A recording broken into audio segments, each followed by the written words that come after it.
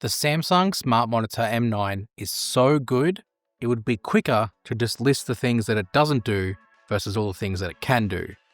But does that make it good? Let's go. The Samsung Smart Monitor M9 has been with me for the last month. It's not there now. It's gone back to Samsung. That's the Viewfinity S9. But I have used it every single day of that last month. The fact that I'm sad that it had to go back tells you a lot. Usually, a product that tries to do more than one thing tends to not be that good at its primary objective. This is a monitor first, so it should be good as a monitor. But the thing is, this isn't just a monitor. It's a smart TV. It's a game console, it's a streaming platform, and it's a Samsung ecosystem product because you can use it with things like Samsung DeX, and it also has smart things. Like I said, it does everything. As far as its design goes, you'll find that sort of stuff in my first impressions that when I spent a day with it in Sydney about 6 weeks ago. This is more of a review of using it. Actually, what it's like to sit in front of it every day and take advantage of what it has to offer. Because honestly, that's the most important aspect of a monitor like this. Not just how it looks, but how it functions. And fortunately, part of using the monitor is how you set it up. Everything, and I mean everything that you need to get started with the monitor comes in the box. Remote, of course, it's a TV, so it needs a remote. Your cables to connect everything together, your stand, everything. That stand is very sturdy, but it's also so easy to put together. You do not need any tools. You just have to put it together and slide things in, and then when you're ready to put the actual monitor part on, it literally just clicks into place. It's also got a very satisfying plastic protective layer on it that is incredibly nice to peel off.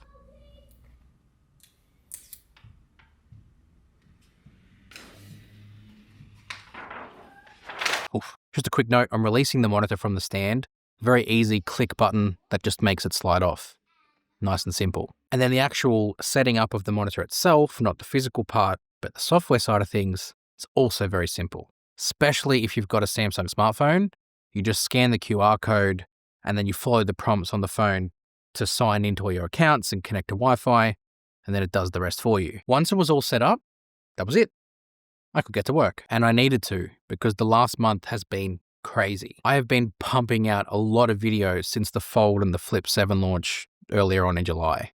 Lots of days, lots of nights sitting in front of the monitor, editing as much content as I could to get them out for you guys to enjoy. Every single one of those videos has been edited using the M9, every single one. There are so many great things about this monitor that lend itself to what it is I do. The 4K resolution, it's crisp and clear, and when you are editing 4K videos in your timeline and you want to see how they preview, you can expand it out and you get that full 4K resolution to look at. It's great because with that resolution, you can spot details that you might necessarily not have spotted in other monitors. Stuff that shouldn't be on your shirt or face, for example. And then the fact that it's OLED. OLED, again, giving you those crisp and deep blacks and that really nice contrast and colors lends itself really nicely to creativity. Especially when I'm doing photo comparisons. I did a big, massive comparison comparing every single Fold.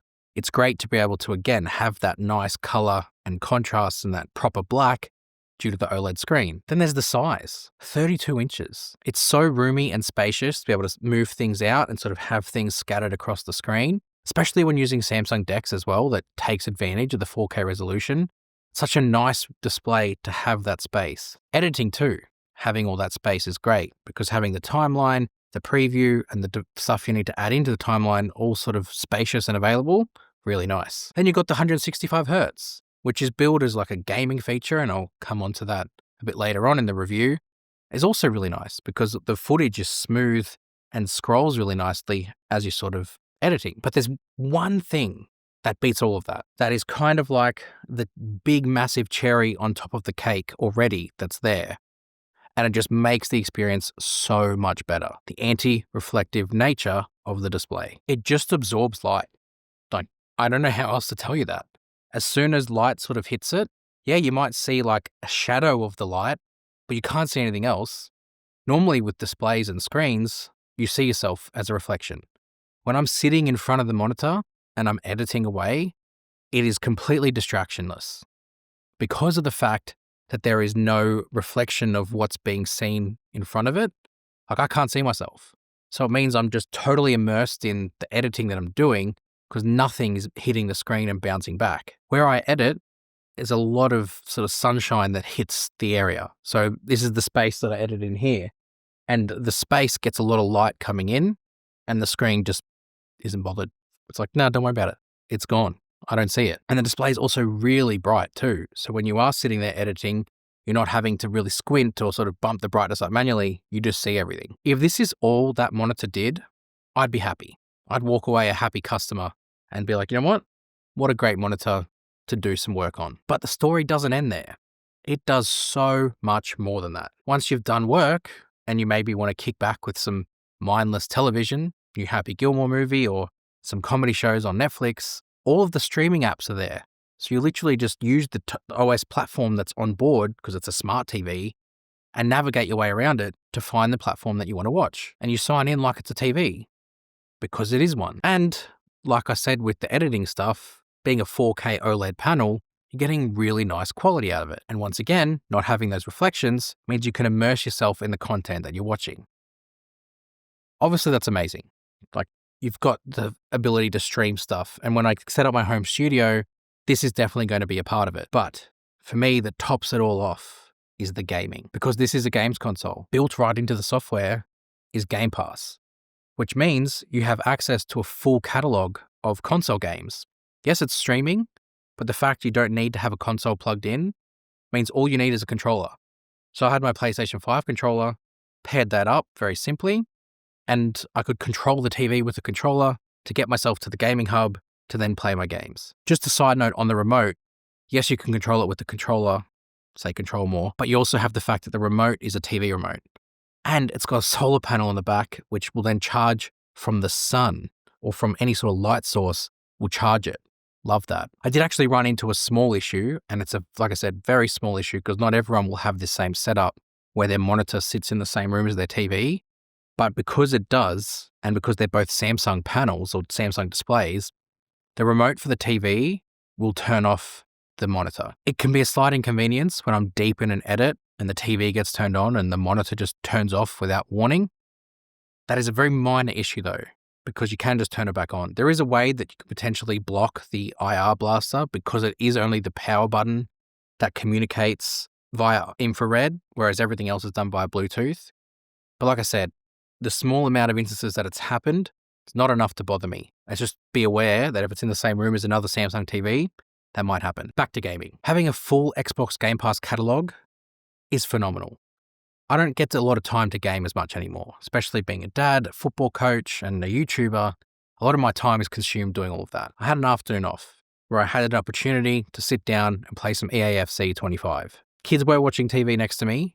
I probably won't win any Father of the Year awards for that interaction, but hey, you just got to do what you got to do sometimes. But the gameplay was actually very responsive and very immersive, thanks to all the display stuff I already spoke about. You know, my son and I were sitting there. He was very invested in the game. He loves this football and sort of got really into the gameplay and what I was doing. Referee!